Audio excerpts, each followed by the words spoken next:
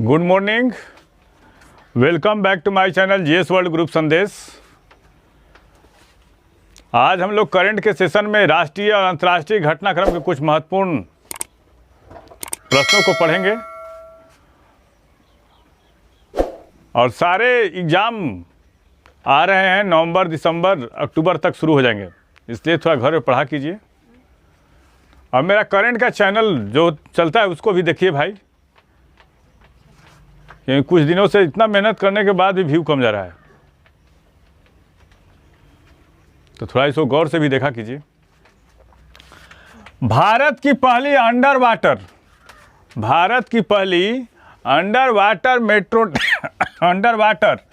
Metro train कहाँ स्थापित किया जाएगा? एक कोलकाता में। ये बताइए कोलकाता का आर्किटेक्ट कौन थे, बता देंगे आप लोग? तो जॉब चरनाक थे। 2023 इसकी व्याख्या देखते हैं थोड़ा। 2023 की शुरुआत में भारत में कोलकाता की फ्यूचरिस्टिक मेट्रो के साथ अपनी पहली अंडर वाटर ट्रेन मिलेगी। और भारत में भूमिगत ट्रेन की शुरुआत भी कलकत्ता में हुई थी 1984 में, दमदम से कहाँ पे? टॉलीगंज तक। और इस सुरंग की लंबाई कितना है? 16.34 किलोमीटर, जिसमें 10.8 किलोमीटर क्या है? भूमिगत है।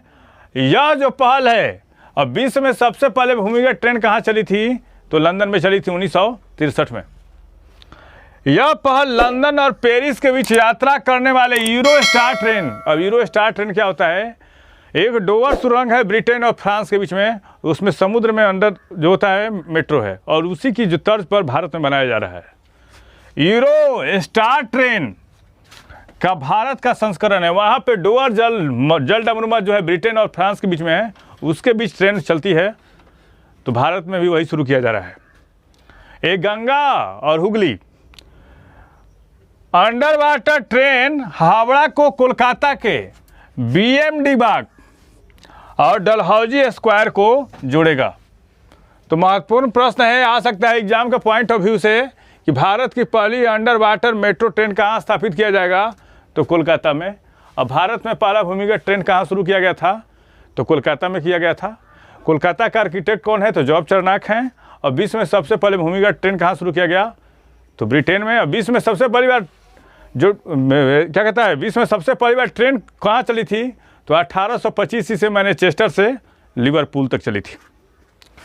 हाल ही में नामसाई घोषणा भारत के किन राज्यों के बीच सीमा विवाद को हल करने के लिए हुआ है? तो असम और अरुणाचल प्रदेश। हाल ही में असम के मुख्यमंत्री हेमंत बिस्व शर्मा और अरुणाचल प्रदेश के मुख्यमंत्री पेमा खांडू के बीच तीसरे दौर की वार्ता शुरू हुई, और उसमें फैसला किया गया जो 800 किलोमीटर जो अंतर्राज्यीय सीमा है उसको सोल्व करने के लिए, उस समस्या को निदान करने का फैसला किया गया। और नामसाई घोषणा में क्या गया? इस समझौते के तहत दोनों राज्यों के सीमा पर विवादित गांव हैं, और 183 के बजाय 123 के बजाय लिखिएगा यहाँ पे, 123 के बजाय 86 तक सीमित करने का फैसला किया है। और ये कब तक हो जाना चाहिए? ये 15 सितंबर 2022 तक ये हो जाना चाहिए। ये जो विवादित गांव है 123, उसको कम से कम 86 तक लाना है, और 15 सितंबर 2022 तक इस समस्या को करीब निदान कर देना है। यही नामसाई घोषणा है। क्योंकि नॉर्थ ईस्ट की ऐसी स्थिति है कि 10 गांव उसके राज्य में पड़ जाता है, 10 गांव इसके राज्य में पड़ जाता है। तो इस समस्या को हल करने के लिए गृह मंत्री ने राज्यों के बीच में वार्ता शुरू करवाई, और इसी को क्या कहा? नामसाई घोषणा। पूछेगा बार बार एग्जाम में, तो किसके बीच में है? असम और अरुणाचल प्रदेश के बीच में। यूरोमनी पत्रिका द्वारा विश्व का सर्वश्रेष्ठ एसएमई बैंक कौन? एसएमई मतलब सूक्ष्म एवं लघु उद्योग मध्यम बैंक 2022 किसे नामित किया गया है? डीबीएस को। कौन? The development bank of Singapore. मुख्यालय कहाँ है? सिंगापुर में है। और इसको सीईओ कौन है? ये पीयूष गुप्ता है। डीबीएस ने विकास को बढ़ाने के लिए लघु से मध्यम उद्यमियों के सहयोग से एक वैश्विक उद्योग नेता के रूप में, मतलब बैंकों के लीड कर रहा था, उद्योग नेता के रूप में अपनी स्थिति स्थापित की है और इसको दूसरी बार दिया गया है। इससे पहले डीबीएस को 2018 में यूरो मनी द्वारा विश्व के सर्वश्रेष्ठ एसएमई बैंक के रूप में नामित किया गया था। 2022 में किस किस बैंक को दिया गया है? तो यूरो मनी पत्रिका ने बैंक ऑफ अमेरिका को 2022 के लिए सर्वश्रेष्ठ बैंक नामित किया गया और गोल्डमैन मैक्स को विश्व का सर्वश्रेष्ठ निवेश बैंक 2022 नामित किया गया है। हाल ही में किसने mobile electric charging app launch किया है? नारायण राणे। कौन?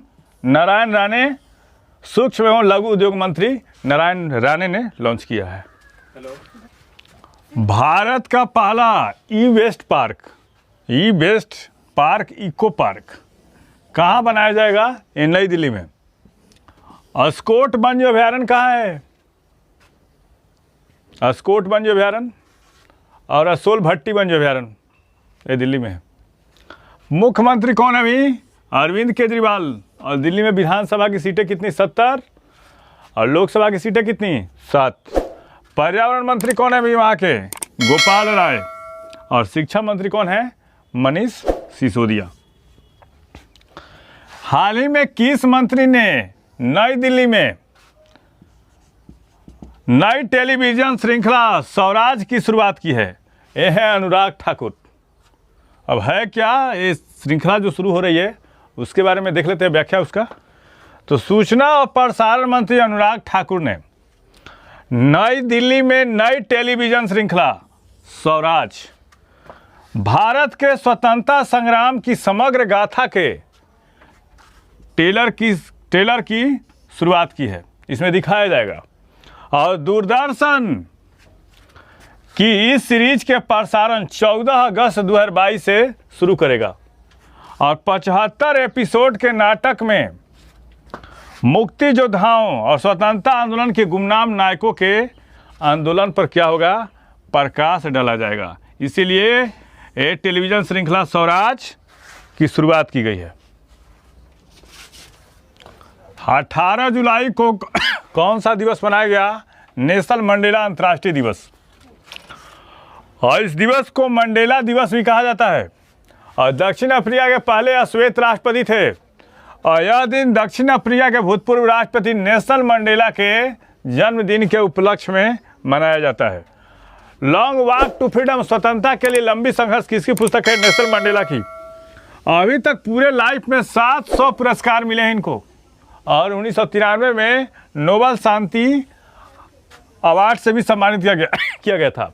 असली नाम क्या है? रोली लाला और इनको मंदीवा मंडेला भी कहा जाता था। हाल ही में मॉर्गन स्टैनली ने वित्तीय वर्ष 2022-23 के लिए भारत की जीडीपी कितने प्रतिशत की दर से बढ़ने की उम्मीद जताई है? 7.2%। अब मॉर्गन स्टैनली क्या है? मॉर्गन स्टैनली एक अमेरिकी बहुराष्ट्रीय निवेश प्रबंधन और वित्तीय सेवा कंपनी है। इसका मुख्यालय कहाँ है? न्यूयॉर्क में है। नौसेना की किलो श्रेणी 21 पनडुब्बी को 35 साल की सेवा, शानदार सेवा के बाद सेवा मुक्त कर दिया गया। INS सिंधु ध्वज। सिंधु ध्वज 1986 और 2000 के बीच रूस से भारत की प्राप्त 10 किलो श्रेणी की पनडुब्बियों में से एक थी और 1987 में भारतीय नौसेना में कमीशन दिया गया था इसको। यह एकमात्र पनडुब्बी है जिसे पीएम नरेंद्र मोदी ने इनोवेशन के लिए CNS रोलिंग ट्रॉफी से सम्मानित किया गया था। पीएम नरेंद्र मोदी द्वारा किसको? INS सिंधु ध्वज को। सर्बिया में आयोजित पैरासीन ओपन शतरंज टूर्नामेंट 2022 किसने जीता? R प्रज्ञानंदम ने। और दूसरे स्थान पर कौन रहे? एलेक्जेंडर फ्रेटके। और तीसरे स्थान पर अलीसर सुलेमानेव। इस चैनल के माध्यम से सही विषयों का तथ्यपरक विश्लेषण किया जा रहा है। आप इस चैनल से जुड़िए, लाइक कीजिए, सब्सक्राइब कीजिए। Thank you.